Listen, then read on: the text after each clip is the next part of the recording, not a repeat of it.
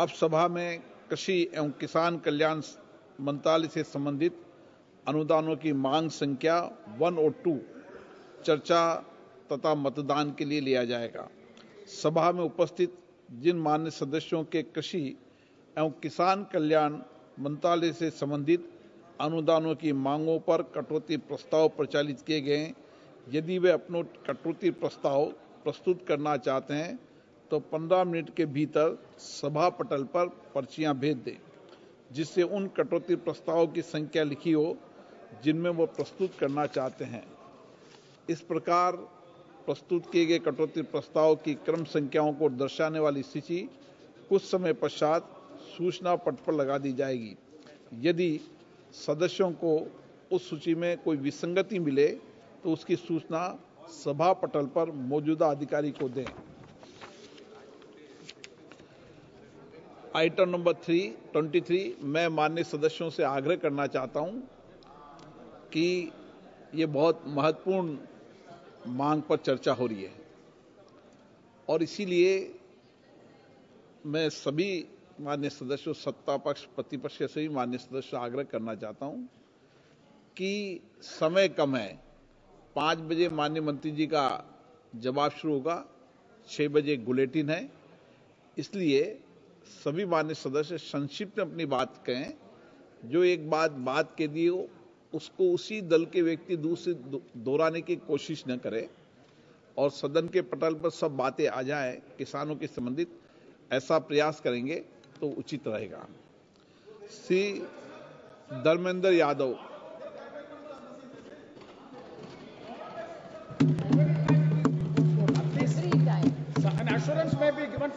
धन्यवाद सभापति। माननीय अध्यक्ष जी, मैं समझता हूं इस बजट के अंदर देश के जो सबसे ज्यादा आबादी, जिनका जीवन 60% से ज्यादा खेती और किसानी पर निर्भर है, उस मंत्रालय की चर्चा में आपने मुझे बोलने का मौका दिया। अध्यक्ष जी, आपका बहुत बहुत आभार व्यक्त करते हैं। अध्यक्ष जी, आपके माध्यम से हम आभार व्यक्त करना चाहते हैं अपने राष्ट्रीय अध्यक्ष आदरणीय अखिलेश यादव जी का भी, जिन्होंने पार्टी की ओर से मुझे यहाँ पर किसानों के मुद्दे पर अपनी बात को कहने का मौका दिया। अध्यक्ष जी, राष्ट्रपिता महात्मा गांधी जी कहते थे कि भारत की आत्मा गांव में बसती है और भारत की आत्मा जब गांव में बसती है तो गांव की तरक्की और खुशहाली के बिना देश की तरक्की संभव नहीं है। श्रद्धेय नेताजी ने हमेशा कहा कि भारत की तरक्की और विकास का रास्ता अगर कहीं से निकलता है तो खेतों और खलिहानों से निकलता है। अर्थव्यवस्था के बहुत बड़े बड़े विद्वान इस सदन में मौजूद हैं। श्रद्धेय नेताजी ने हमेशा कहा कि अगर देश की अर्थव्यवस्था को दुरुस्त करना है तो किसानों को आप संपन्न कर देंगे तो बाजारों की भी वैल्यू बढ़ जाएगी, लोगों की परचेजिंग पावर भी बढ़ेगी और देश की अर्थव्यवस्था भी बढ़ेगी। सभापति जी, माननीय वित्त मंत्री जी द्वारा जब बजट पेश किया गया तो माननीय अध्यक्ष जी, तो लगातार ये कहा गया अब तक का सबसे बड़ा बजट है, 50 लाख करोड़ से ज्यादा का बजट है। लेकिन उन बजट पत्रावलियों को जब देखा गया और उस पत्रावली में जब कृषि एवं किसान कल्याण मंत्रालय के बजट को देखा गया तो अध्यक्ष जी बड़ी निराशा हुई। केवल 2.7% बजट का हिस्सा इस मंत्रालय को दिया गया। जो पिछले समय में बजट मिल रहा था उसमें भी सभापति जी 2.8% की कमी सभापति जी इसमें कर दी गई। इसलिए मैं समझता हूं बीजेपी के लोग, ये एनडीए की सरकार भाषण चाहे जितना दे ले किसानों के लिए, लेकिन दिल में किसानों के लिए नफरत लेके बैठे हुए हैं। अगर नफरत लिए न बैठे होते तो इतने बड़े बजट में किसानों के लिए बजट में कटौती क्यों की जाती। सभापति जी, मैं जिक्र करना चाहूंगा 2014 के भारतीय जनता पार्टी के संकल्प की। 2014 में संकल्प पत्र जो जारी किया गया था, उस संकल्प पत्र में कहा गया था कि स्वामीनाथन जी की जो रिपोर्ट है। आपके पास आज कागज बहुत है, लेकिन बोलना संक्षिप्त में है सर, संक्षिप्त में बोलना है। अब जो आप मौका देंगे आपकी उदारता रहेगी। सभापति जी, 2014 के संकल्प पत्र में कहा गया कि स्वामीनाथन जी की सिफारिश के अनुरूप जो किसानों की लागत है, जिसमें लागत में सदैव नेताजी कहते थे, और इसी बात को स्वामीनाथन जी ने भी कहा, किसान की अपनी मेहनत, अपने परिवार की मेहनत, उनके जो पशुओं की मेहनत, खेती की जो वैल्यू है, उस वैल्यू का जो मार्केट में ब्याज होना चाहिए, सारी की सारी चीजों को अगर मिला लें, जिसको स्वामीनाथन जी ने फार्मूला दिया था C2 का, C2 प्लस 50%, माने लागत का 1.5 गुना समर्थन मूल्य। 14 का वादा है आपके चुनावी घोषणा पत्र का मंत्री जी, और 14 से आज 25 आ गई है। अभी तक एक बार भी सरकार का ये संकल्प, 12वां बजट पेश हो गया है, 11 साल आपने पूरे कर दिए, भाषण बहुत लंबे हैं आपके, लेकिन सच्चाई से बहुत दूर हैं। उसके बाद सभापति जी, प्रधानमंत्री जी ने 2016 में घोषणा की कि 2022 में आने वाले अमृतकाल में जब भारत प्रवेश करेगा, तो उस प्रवेश के समय किसानों की आमदनी को हम दूना कर देंगे।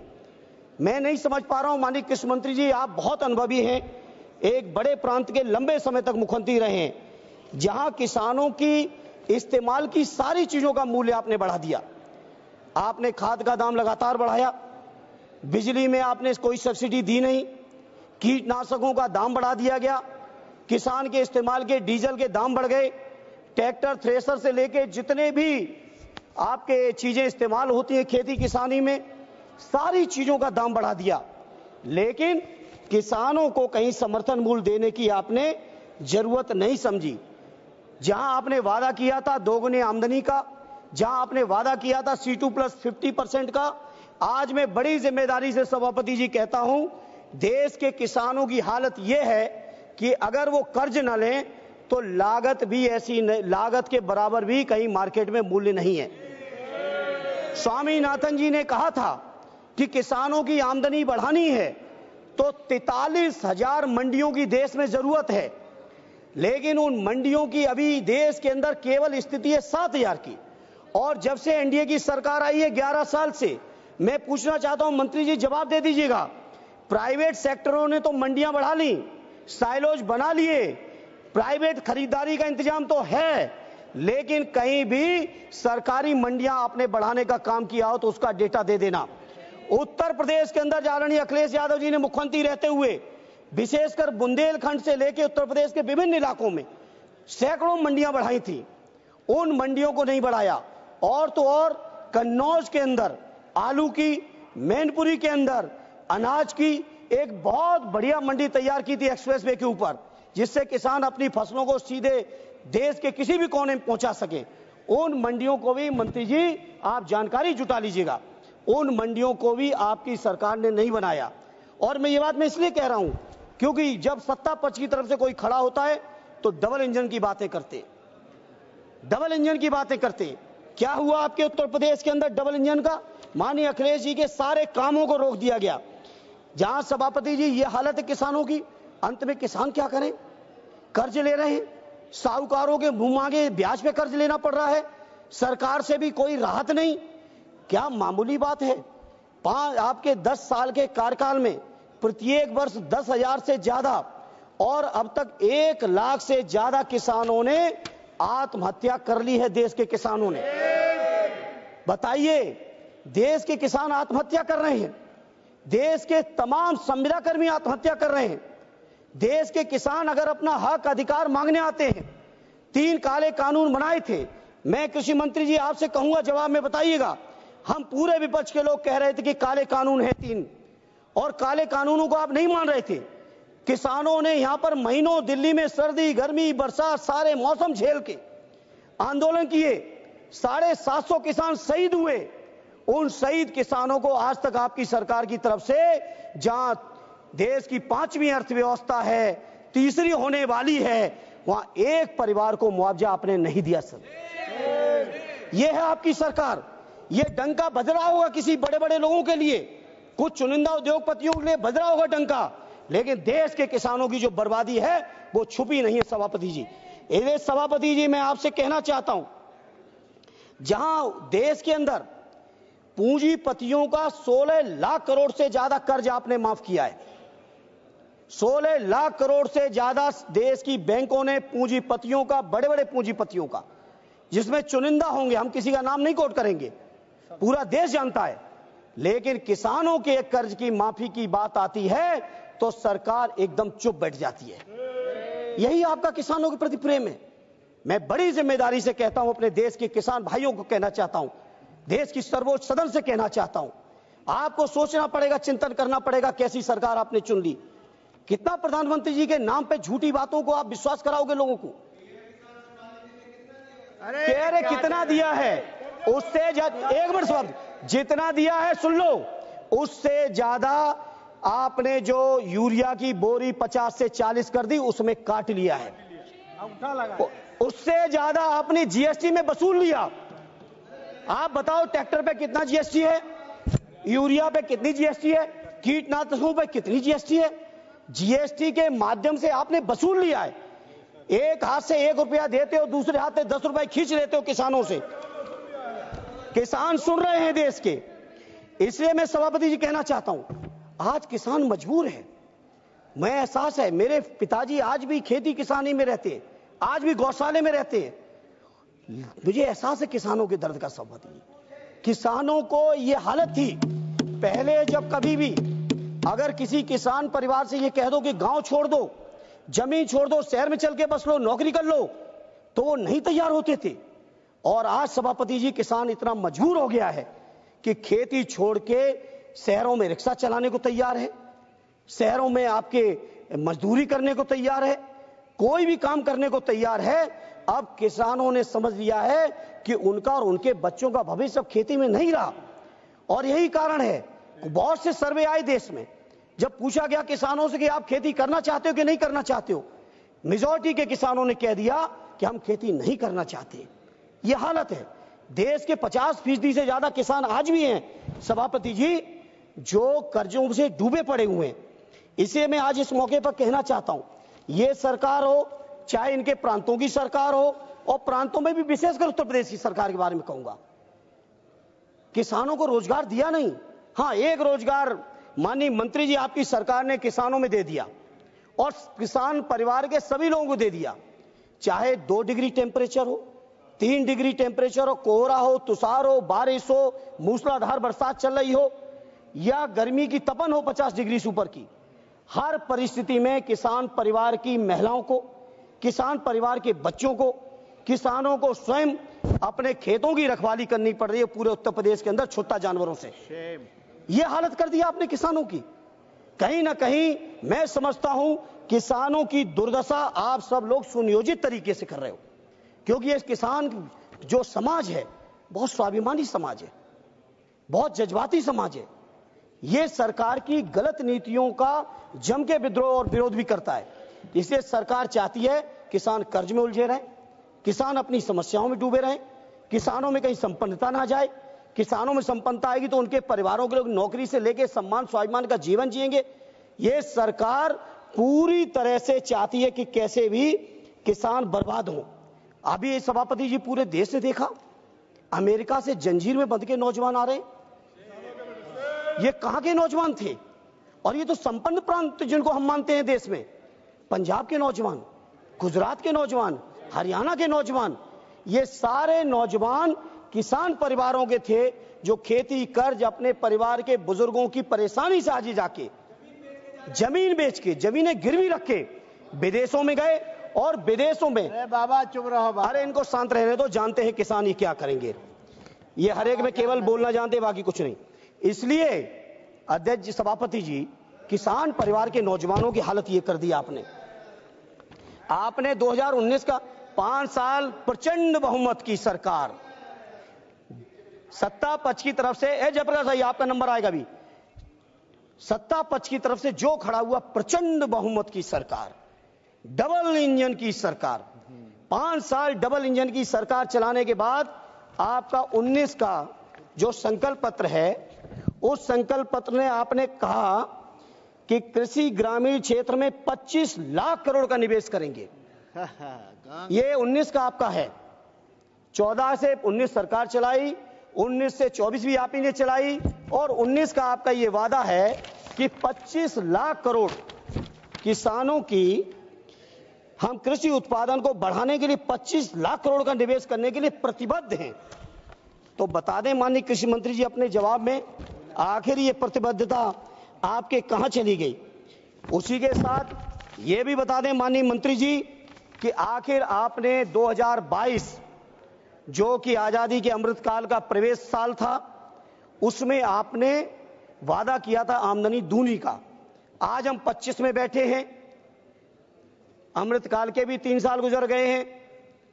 एक किसान का नाम देश में बता दीजिए सभापति जी, बड़ी जिम्मेदारी से कह रहा हूं माननीय मंत्री जवाब में, और कि इस किसान की आमदनी पहले इतनी थी आज इतनी हो गई। घट गई नहीं, ये बताएं मंत्री जी, कुछ किसान की डबल कर दिए 16 से 22 के बीच में।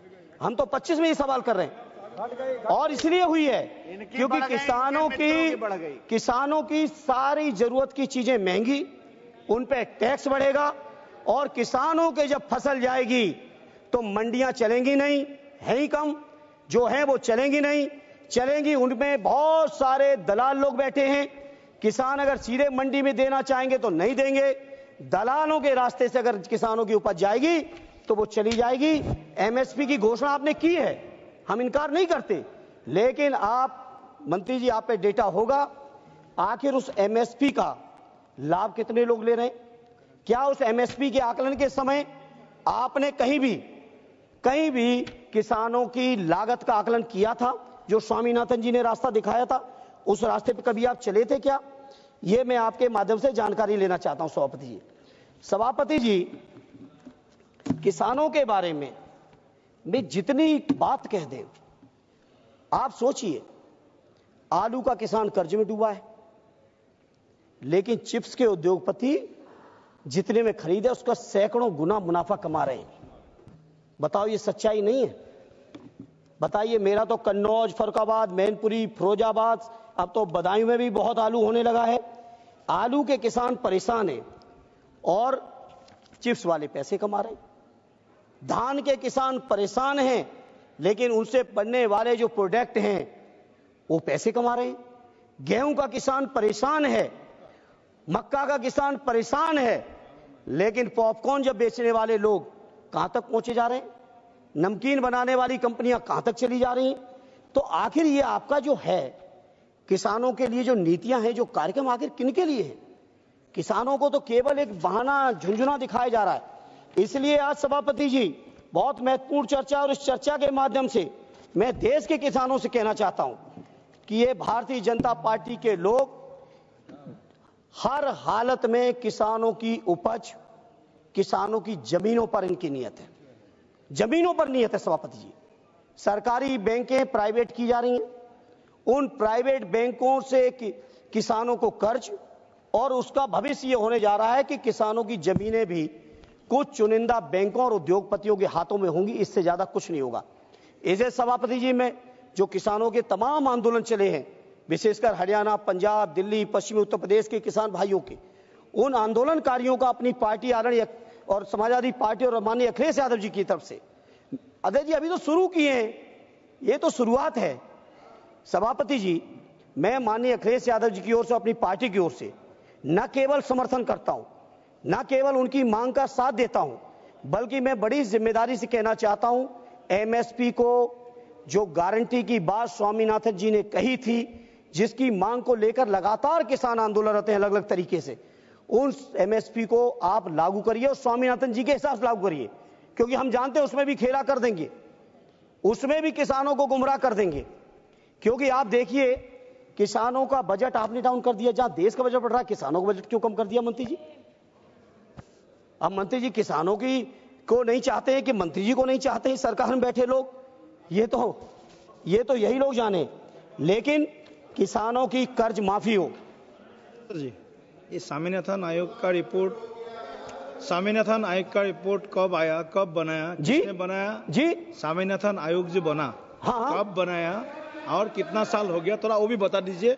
नहीं, स्वामीनाथन जी की रिपोर्ट तो आ गई थी 6 में। अच्छा, अरे हम सभापति जी क्यों नहीं हम गलत करेंगे? बता दीजिए थोड़ा। आदरणीय सदैव नेताजी माननीय अखिलेश यादव जी के नेतृत्व में जी, उस समय के कृषि मंत्री से जाके हम लोग भी मिले थे जी। लेकिन 14 में तो आपने सारा कुछ बदलने का वादा किया था, वादा तो आपका था, से सौदा, वादा तो आपका था, अरे वादा तो आपका था, ये वादा तो आपका था, ये वादा किसका था? ये काबिल है बोलने के लिए। और क्या कहते थे?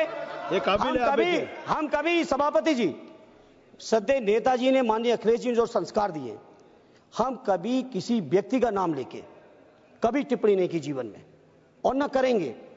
लेकिन एक बात जो आपकी है वो कोट कर रहे हैं, आप ही लोग कहते हैं मोदी की गारंटी, मैं नहीं कहता हूं, ये बीजेपी के लोगों कहते हैं। तो आखिर प्रधानमंत्री जी की गारंटी, प्रधानमंत्री जी की गारंटी किसानों के लिए कहां चली गई? कहां चली गई किसानों के लिए? इसलिए जहां आप इधर की बात कर रहे हैं, इधर की कर रहे हैं, अरे हो सकता कुछ कमी रह गई तभी हम लोग इधर आ गए, लेकिन आपने क्या किया? आपने क्या कर दिया? इसलिए सभापति जी, मेरा आपसे प्रार्थना है, गन्ने किसानों का सवाल है, बड़े देश के अंदर संभवतः सबसे बड़ा प्रांत उत्तर प्रदेश बन चुका है गन्ने उत्पादन का, महाराष्ट्र को भी अब पीछे छोड़ दिया। गन्ना उत्पादन के मामले में हमारे राष्ट्रीय अध्यक्ष आदरणीय अखिलेश जी जब मुख्यमंत्री थे तो 5 साल के कार्यकाल में 90 रुपए गन्ने का समर्थन मूल्य बढ़ाया था। और ये जो डबल इंजन की सरकार है, जिसमें हर चुनाव में प्रधानमंत्री जी सहित पूरे के पूरे दर वाले गए, प्रचार में, प्रसार में, वादों में, भाषणों में, 8 साल में 30 रुपए, 17 में 10 रुपए बढ़ाए, और 22 के विधानसभा चुनाव आते आते 20 रुपए और बढ़ा दिए थे। 8 साल में केवल 30 रुपए गन्ने का समर्थन मूल्य बढ़ाया, और वो भी समर्थन मूल्य बढ़ाना तो एक बात, इसमें वादे हैं, भाषण समय कम देंगे आप, वादे इन्होंने किए कि 15 दिन के अंदर गन्नों का भुगतान करेंगे, नहीं तो ब्याज देंगे। ये भाषण है, ये वादे हैं, घोषणा पत्र है।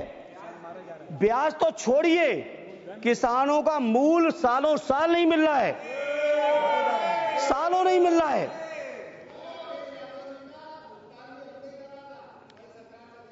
अरे जब खजाना तुम पे पहुंच गया, भुगतान कौन करेगा? ये कौन सी बात होती है? वित्तीय वर्ष खत्म हो गया था भाई, 15 मार्च को जब कार्यकाल खत्म हुआ तो भुगतान कौन करेगा? और भुगतान क्या कोई एहसान किया, किसी और का किया? किसानों का गन्ना था, किसानों का गन्ना था, उसका भुगतान आपने कर दिया। इधर सभापति जी, उत्तर प्रदेश का तो विशेषकर, और कई प्रांतों के साथियों से बात हुई, अन्य प्रांतों में भी, सबसे ज्यादा दिक्कत जो आज है किसानों को, सभापति जी सुन लें, छुट्टा जानवर। मेरी प्रार्थना है कृषि मंत्री जी, किसानों की उपज की जब तक वो बाजार में बिक नहीं जाता है, पूरा का पूरा परिवार सर्दी, गर्मी, बरसात, लू, बारिश, हर परिस्थिति में किसानों के परिवार खेतों में पड़े हैं, उनका जीवन नरक हो गया है। इसे सभापति जी आपके माध्यम से मंत्री जी से, सरकार से कहूंगा, एक स्थायी और ढंग से इंतजाम निकालिए। प्रधानमंत्री जी के आप चुनावी भाषण सुनिए, और पता नहीं सरकार में बैठे लोग क्या है कि प्रधानमंत्री जी की भी नहीं सुनना चाहते, प्रधानमंत्री की भी नहीं सुनना चाहते, प्रधानमंत्री की भी नहीं सुनना चाहते आप लोग। केवल धर्म के नाम पर मंदिर, मस्जिद, हिंदू मुसलमान नफरत फैला के, आपको अगर लग रहा है, केवल लग रहा है कि इस तरह से जनता का विश्वास जीत लोगे, तो देश का जनमानस, देश का किसान जाग चुका है। इसे मेरी प्रार्थना है, बहुत महत्वपूर्ण क्षेत्र है, बेरोजगारी का आलम पूरा देश जानता है। आज भी खेती, हमारा क्षेत्र ऐसा है, 60% से ज्यादा लोगों को रोजगार दे रहा है। आखिर वो रोजगार देने वालों को मानते, आज अगर कृषि मंत्री जी 60% रोजगार मिल रहा है तो 30% ही ले आते बजट। कृषि अनुसंधान पे आपने कम कर दिया बजट, कृषि बजट आपने कम कर दिया, जीएसटी आपने बढ़ा दी। तमाम तरीके के किसानों के सामने जो चुनौती है, कहीं आपका मंडी का चैन बन नहीं रहा है, कोल्ड स्टोर का चैन बन नहीं रहा है, मार्केट कहीं बन नहीं रहा है, सिंचाई का कहीं इंतजाम है नहीं। तो ऐसी तमाम चीजें हैं सभापति जी, जिनको मंत्री जी को और सरकार को सोचना चाहिए, और नहीं सोचेंगे तो सभापति जी, मैं आपको कहना चाहता हूं कि देश के किसान परिवार में बैठे नौजवान बहुत जागरूक हैं, और आने वाले समय में अपने अपने तरीके से लोग जवाब देंगे आपको। इधर सभापति जी, किसानों की तरफ से मैं एक बात कहते हुए अपनी बात को खत्म करूंगा क्योंकि आपकी भी घंटी हम बार बार नहीं सुनना चाहते और भी हमारे साथी बोलने को पीछे हैं। बीजेपी के लोगों को लगता है किसानों की स्थिति बहुत अच्छी है। सच्चाई ये है, कृषि विकास दर से लेके, कर्ज से लेके, आत्महत्याओं से लेके, उनके ब्याज से लेके, मंडी से लेके, जीएसटी से लेके, उनके ऊपर मुकदमों से लेके, आप सोचो कि पंजाब के किसान चलते तो हरियाणा सरकार रोक देती है। कोई मामूली बात है? अंतरराज्यीय सीमा तो है, कोई अंतर प्रदेश देशी सीमा तो है नहीं। अंतरराज्यीय सीमाओं में रोक दे रहे लोग। 750 यहां मर गए, इनका कोई कार्रवाई नहीं, शहीदों का दर्जा नहीं, कोई मुआवजा नहीं। इसलिए मैं किसानों की भी समर्थन की मांग करते हुए, वो समर्थन करते हुए अपनी पार्टी की ओर से एक बात केवल सभापति जी, एक बात मैं कहूंगा कि हर हाल में ये किसानों को गुमराह कर रहे हैं। मैंने कई रिपोर्ट्स पढ़ ली, टाइम नहीं है बताने का। गुमराह करते हैं कि किसानों का कर्ज माफ करेंगे तो सरकार पे इतना खजाने पे बोझ आएगा। ज्यादा बड़ा बोझ भी नहीं आना है, ज्यादा बड़ा बोझ नहीं आएगा अगर सरकार करना चाहे तो। इसे मैं सरकार से कहूंगा किसानों का कर्ज माफ कर दो और भविष्य में किसान कर्ज ना उन पे चढ़े, उसके लिए भविष्य में कर्ज ना चढ़े, उनकी लागत का 1.5 गुना समर्थन मूल्य कर दो तो किसानों का भी लाभकारी सौदा हो जाएगा। बस एक बात सभापति जी कहते हुए एक लाइन कहूंगा, जवाब दिए। एक मिनट जयप्रकाश जी। अदम गौड़वी साहब हमारे गोंडा के एकदम गांव में बैठे हुए कवि रहे। उन्होंने इस सरकार के लिए उनकी कही हुई एक कविता बड़ी फिट बैठ रही, बस तुम्हारी फाइलों में गांव का मौसम गुलाबी है। क्या बात? तुम्हारी फाइलों में गांव का मौसम गुलाबी है, मगर ये आंकड़े झूठे और वादा किताबी है। तुम्हारी मेज चांदी, तुम्हारे जाम सोने के, लेकिन किसान के घर में आज भी फूटी रकाबी है।